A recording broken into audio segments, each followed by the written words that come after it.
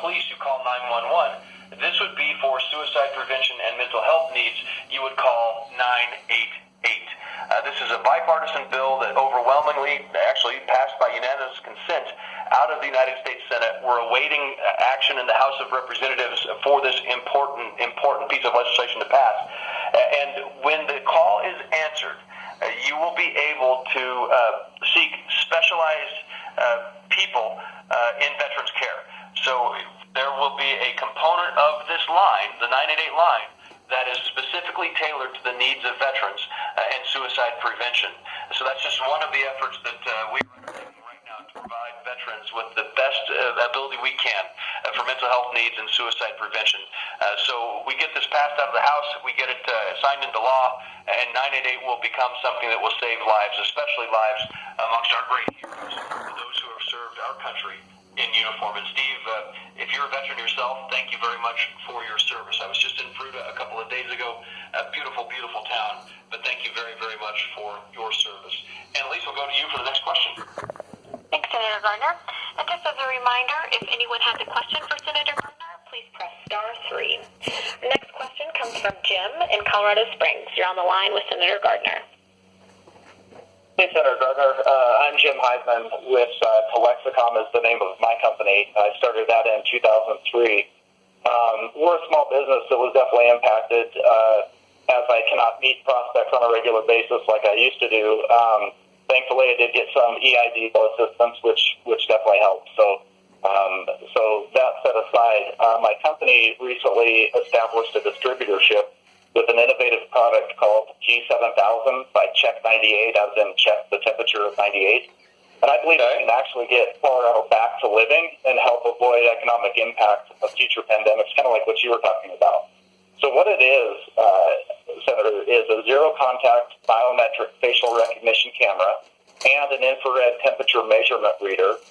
And in a few seconds, it can read the temperature and determine if a user is, or if an individual has an elevated temperature, and it also determines with facial recognition if they're wearing a mask.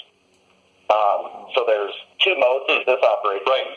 It's anonymous, where it does not, record the person's face. A lot of people are concerned about, the concerns about, identity and things like that. And so it can also work, though, in cloud mode, which is a network integration, where it can clock employees in. It can recognize up to 50,000 unique faces, and so they can also use that to record people when they're clocking in and things like that. So my question to you is, how could I get this product in front of the right people to show how it works and show the problems that it solves? I think, for example, like Charlene just mentioned, for farmers and ranchers, they're challenged by meatpacking plants. If a lot of the employees are coming into the meatpacking plants and one has a temperature, this would be able to vet that out immediately right when they walk in and restrict them. We can do turnstiles, but it would at least let them know that this person has a temperature. So I'll let you answer that, but would love to get your feedback on that. Jim, let me just make sure I heard the name of the company again. Could you spell it real quick? Yes, absolutely. It's Check, CHEK, and then the number 98, as in your 98 degrees. So, and that's the name of check98.com. Got it. Okay. Check98.com is the company, and G7000 is the product. It's a German engineered camera, and it's under $2,600, so very affordable per unit. Well, let's do this, Jim. I will have my office reach out to you and give you a call. And your phone number, I assume, is available on that website? Yes, it is. Great. And we will reach out to you, and we'll just say that we spoke to Jim on the call. And I'll give you the Colorado Springs phone number, too, for my office, just in case you want to reach out to them as well. That phone number is 719-632-6706. Again, 719-632-6706. But yeah, so we can make sure that we are providing information on who to contact in the government for such a product. Look, I think that's one of the key solutions that we have to look at for how we respond to COVID-19, because we can't simply have an economy that is shut down and people can't go to work or maybe you can go to work, but you don't have any customers because nobody has any money to buy anything or to do any business because the economy's shut down. So we have to safely, responsibly innovate. We have to protect people who need to be protected because of their age or an underlying health condition or risk. So we have to do the right thing, and any tool that we can do that with is important. Yeah, and if I can just elaborate on that, a great illustration of that is an assisted living organization in Colorado Springs. So the challenge is, imagine elderly folks that haven't seen their loved ones because they can't be properly vetted out when they come into the property. So this would allow them to check the visitors, and then they could see their loved ones and family. And it's non-invasive. You don't think it's like kind of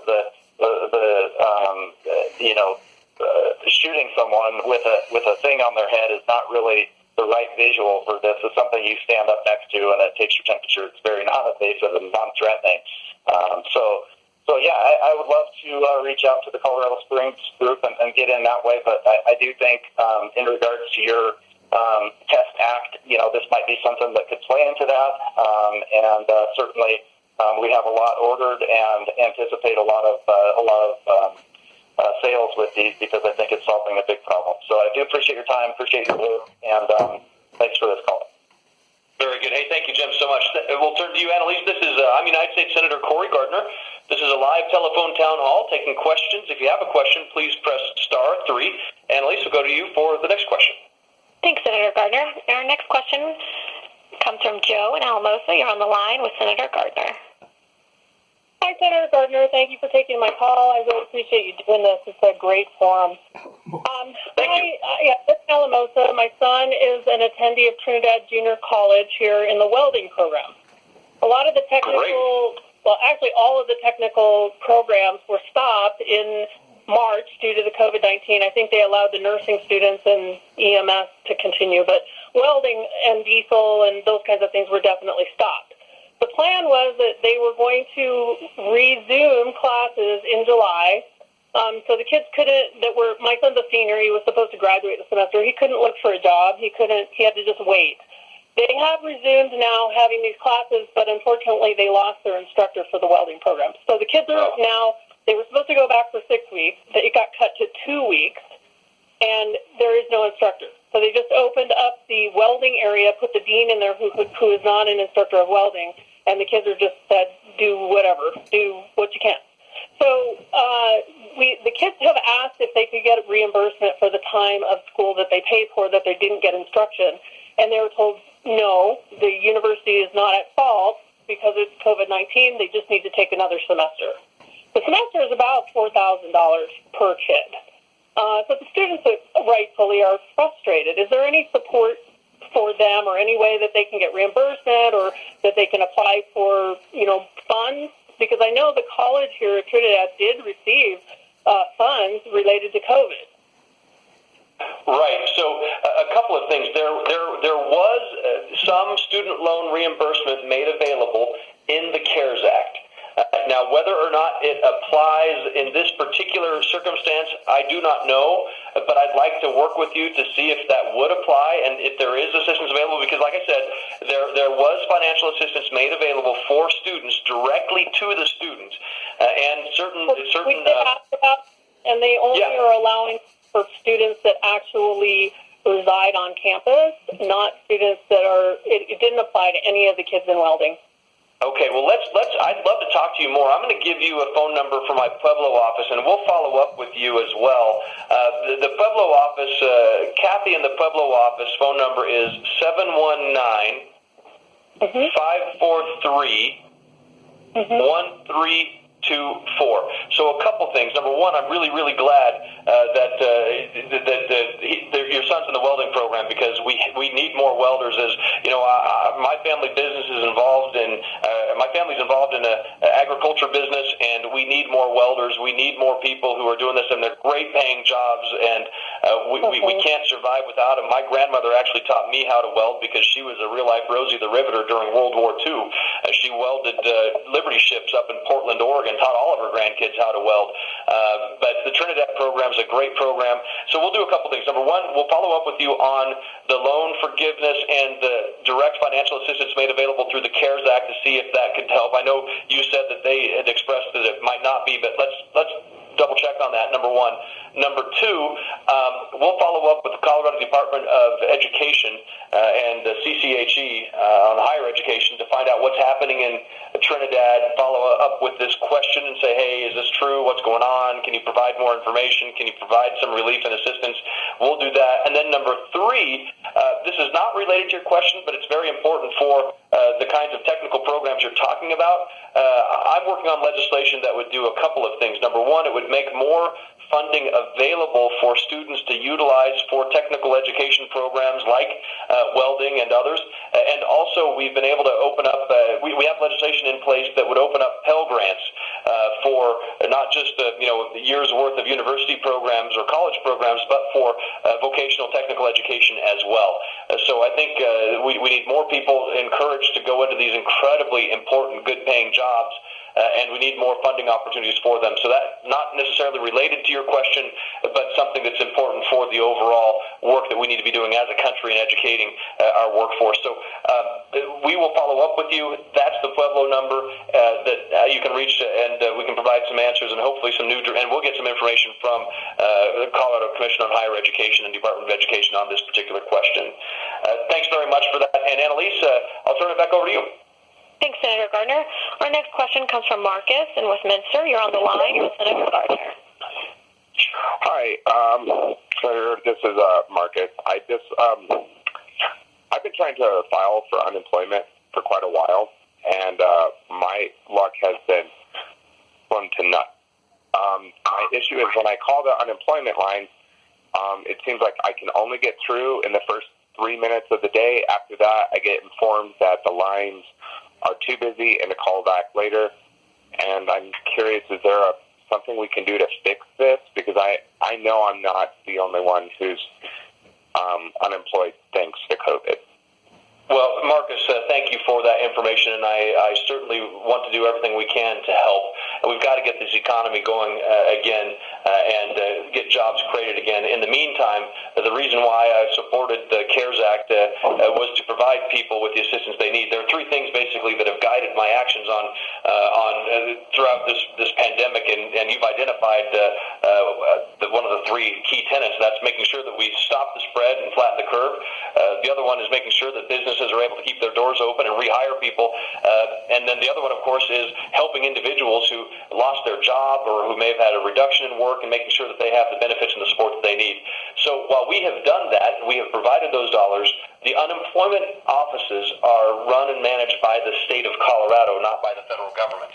I do know that there's been an overwhelming response, obviously, to the unemployment offices. In fact, there's an article in the Denver Post this morning that talks about the unemployment office moving to a new answering system so that they can process more of the claims that are being made. That being said, even though it is a state-run office, I want to make sure that we're helping you.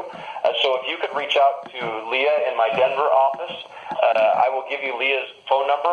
That number is 303-391-5777. Again, 303-391-5777. Ask for Leah, and we'll help as much as we can getting through the office, the state's unemployment benefit office. And Marcus, hang in there. We're fighting for you. We got to get this economy rolling again, okay? Thanks. This is United States Senator Cory Gardner. This is a live telephone town hall. If you have a question, please press *3. Annalise, I'll turn it back to you. Thanks, Senator Gardner. Our next question comes from Robert in Grand Junction. You're on the line with Senator Gardner. Good morning, Senator. Good morning, Robert. So my question is, I know everything's coronavirus related right now, but that will pass at some point. I was reading an article from I think it was Senator Rick Scott of Florida regarding China and threats in the 21st century.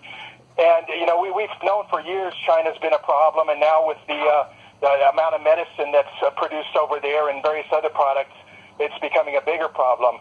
I believe it was President Clinton that changed either the Department of State or Defense that would decide what propriety, what could be sold to China because of military use, and I think he changed it, President Clinton, to the Department of Commerce. I believe it's still that way, hasn't been changed back. We bring them over here, some of their students, send them to our universities, train them. They go back, they hack us, they try to get into our computers, steal our technology, and it just seems that we'll hear somebody say something about, China doing this or that. The FBI director the other day made comments, Department of Defense, but it doesn't seem that our elected officials are moving forward to any kind of legislation or changing some of these things to stop China from being such a bad actor. Well, Robert, thank you very much for that important question. I actually serve as the chairperson of the Asia Subcommittee on Foreign Relations Committee, and I've spent a tremendous amount of time pushing back on China, standing up to China, and making sure the United States is prepared for this return to great power competition between the United States and China, as it's driven by the Chinese Communist Party.